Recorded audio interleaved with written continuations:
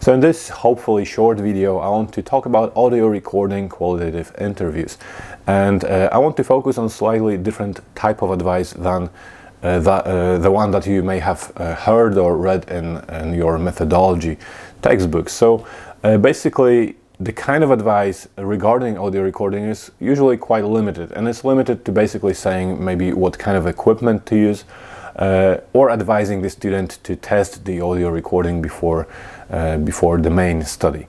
Here, however, I want to talk about much more practical things, because I feel like these things are being overlooked. So specifically, I'll talk about three things, namely when to start audio recording, when to finish, because these things are important if you want to gather in-depth data for your study, and also how to talk about audio recording with your participants. And again, I'll explain why this is crucial. So maybe we'll start with the final thing that I mentioned, namely how to talk to your participants about audio recording. And here, what I mean is that you should be very open and direct and upfront about this practice of audio recording. This refers to what I said in one of my recent videos. I'll link to that video and also mention it at the end. When I talk about developing rapport, when I talked about generally being successful in an interview, I said one of the key things is to generate rapport, is to make sure that the participants are enjoying the situation, that they are feeling that they are almost on the same team as you. So that's what you need to be trying to achieve. And to achieve that, I said it's crucial that you are very transparent about everything, about the situation, about your role, the participant's role, and about audio recording. And this leads us to the topic of this video. Instead of, for example, try to be sneaky and press that button when nobody is looking, or maybe to pretend, instead of pretending that it's a completely normal thing, maybe you're thinking, what's the point of making a big deal of it? Maybe it's better just to pretend that it's a normal thing. I'll just press that button quickly. However, of course, it's not a normal thing. We're not used to being audio recorded in everyday conversations, and in fact, most people do feel stressed and nervous about this little device, whatever you're using, whether it's a professional audio recorder or a phone. They're usually stressed about being audio recorded. So if you just try to act normal, and if you try to act as if it's a normal thing and you don't really care about audio recording, what may happen is that they will feel straight away that there is this difference between you and them. You're not on the same team.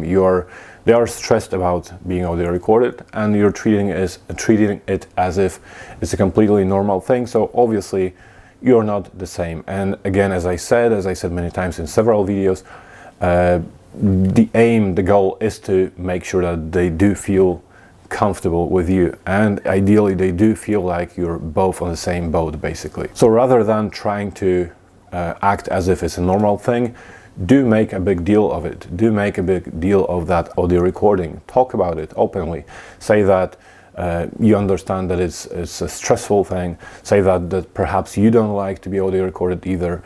Mention, as I said in the other video, mention that you'll be transcribing these recordings, and you'll have to listen to yourself on these recordings, which is another thing we don't generally like. So make a big deal of it, talk about it, laugh about it. Just make sure that it is something that basically send that message that it's not a common thing and it's not normal to you either, but we kind of have to go through it together. And now the second thing that I wanted to discuss is when to start audio recording. So again, you may be thinking, well, probably at the beginning of the interview.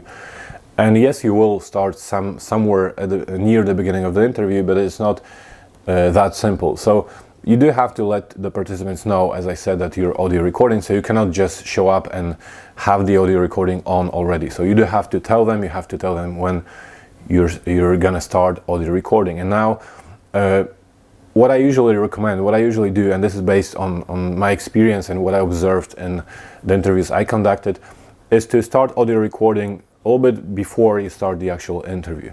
So like I said, after you have talked about the interview, after you've explained your role, the participant's role, after you've talked about audio recording, laughed about audio recording, or whatever you choose to do at that stage, I usually start audio recording, and then I advise to keep talking about some things that maybe you've been talking about prior to the interview. So rather than straight away starting the interview, the moment you pressed audio recording, I advise to press audio recording and then continue the small talk or whatever conversation you had in the initial stages of the interview. As I mentioned in my recent video about developing rapport during the interview, it is important to have some kind of a chat or small talk in these initial stages. Of course, this will depend on yourself, on the interviewees, on the topic of the interview, because there are some topics, some sensitive, serious, difficult topics where you don't necessarily laugh about things prior to beginning the interview. But what I mean is that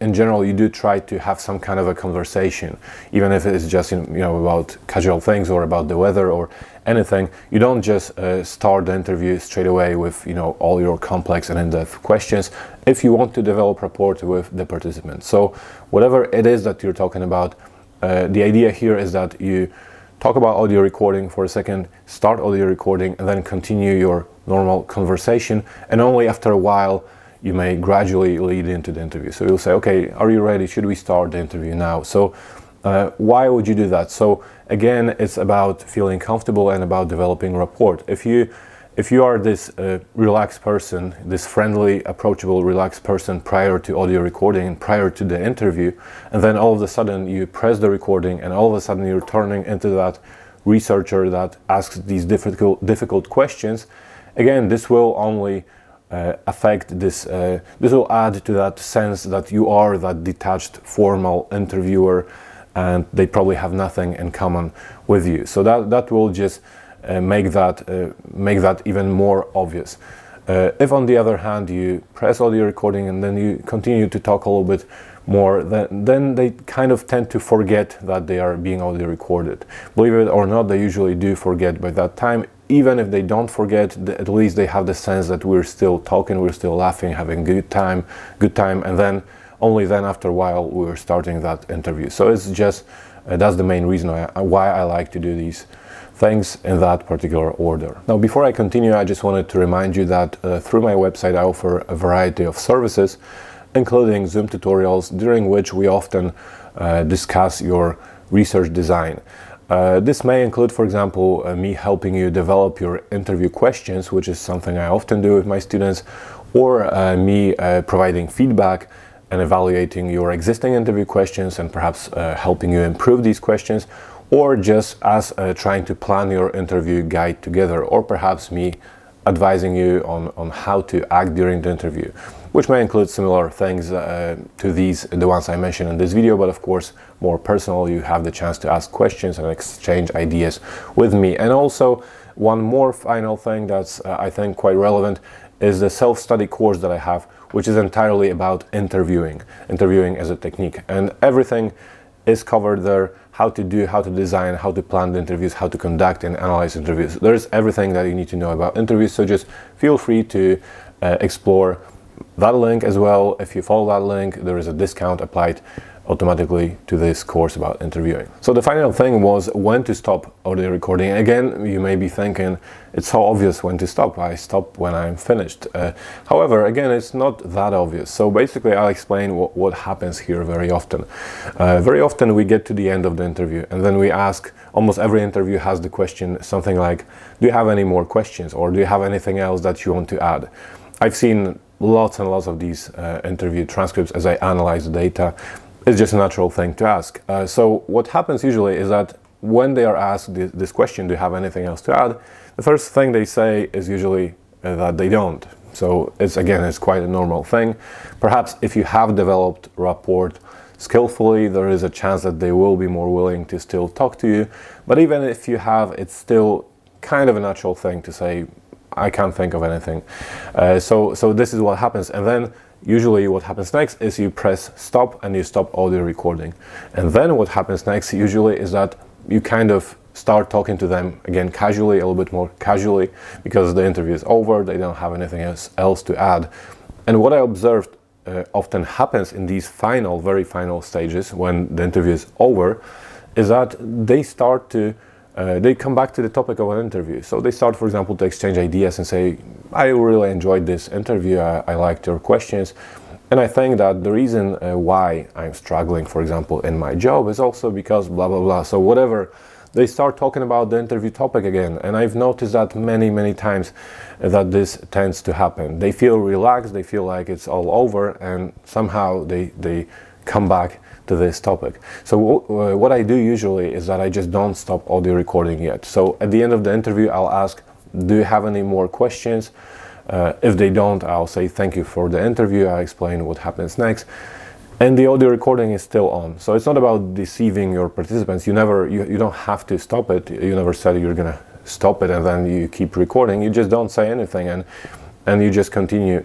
And what this means is that, of course, if they do remember something, and like I said, you will be surprised at how often they do, and almost every single time this happens, you will still be recording. Only the very last minute, when you actually get up from that table or whatever you're doing, wherever you are, only then will I stop audio recording. It's just a good idea to keep recording until the very final stage, the very end. So this is it. I hope you enjoyed watching this video. I hope you learned something new. And here is another video that I really think you should watch. I've been referring to this video throughout this recording, and this video is specifically about memory retrieval and how to facilitate it, which includes techniques such as developing rapport or developing and designing specific interview questions that aim to facilitate that memory retrieval. So basically aim to help the participants remember. So here is this video, and I strongly advise that you watch it right after I'm finished here.